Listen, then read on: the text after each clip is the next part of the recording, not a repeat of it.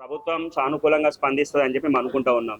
ఒకవేళ ప్రభుత్వం స్పందించకపోయినట్లయితే మళ్ళా అందరం జేఏసీలో కూర్చొని ఇది కేవలం దిల్సుఖ్ నగర్కో నియోజకవర్గం కొత్తపేటకో లేకపోతే ఇంకా దేనికో పరిమితం కాకుండా రాష్ట్ర వ్యాప్త ఆందోళనలు చేస్తాం, ప్రభుత్వాన్ని స్తంభింపజేస్తాం, కలెక్టరేట్లో ముట్టడి చేస్తాం.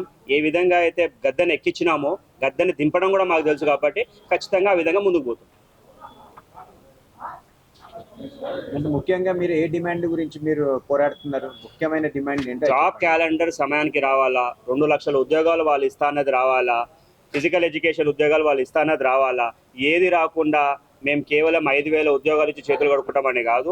ఆల్రెడీ ఫీజిబిలిటీ ఉన్నది, 19,000 2,000 ఉద్యోగాలు ఫీజిబిలిటీ ఉన్నప్పుడు కూడా ఆ ఫీజిబిలిటీ లేకుండా కూడా మళ్ళీ ముందుకు తీసుకుపోతామంటే మళ్ళీ ద్రోహం చేస్తున్నట్టే కదా.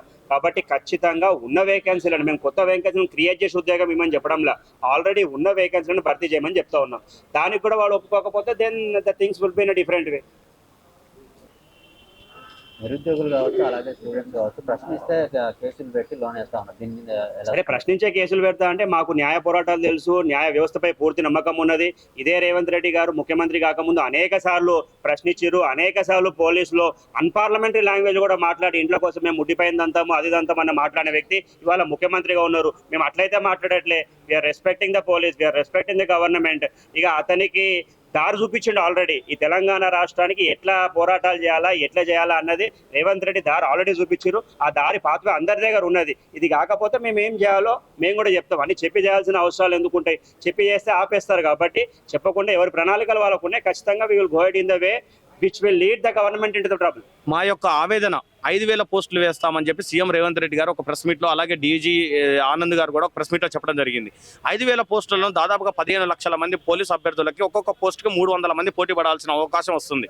అలా కాకుండా మనం గతంలో ఇచ్చినట్టు 18,000 15,000 పోస్టులు ఎప్పుడు చూసినా కూడా ఆ నోటిఫికేషన్లు వచ్చినాయి.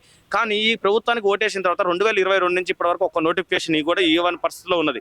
మేము సాయిబా టెంపుల్లో ఒక పూట అన్నం తింటూ ఇంటి దగ్గర తల్లిదండ్రుల యొక్క పుస్తల తాడలు తాకట్టు పెట్టి కోచింగ్ సెంటర్లలో ఉంటూ స్టడీ హాల్లో వెన్నుముక అరిగేలాగా కూర్చొని చదువుతున్నాం. మాకు 5,000 పోస్టులు అన్న తర్వాత తెలంగాణ దిల్సుఖ్నగర్లో ఉన్న విద్యార్థులందరికీ కూడా గుండె పగిలినంత పని అయింది.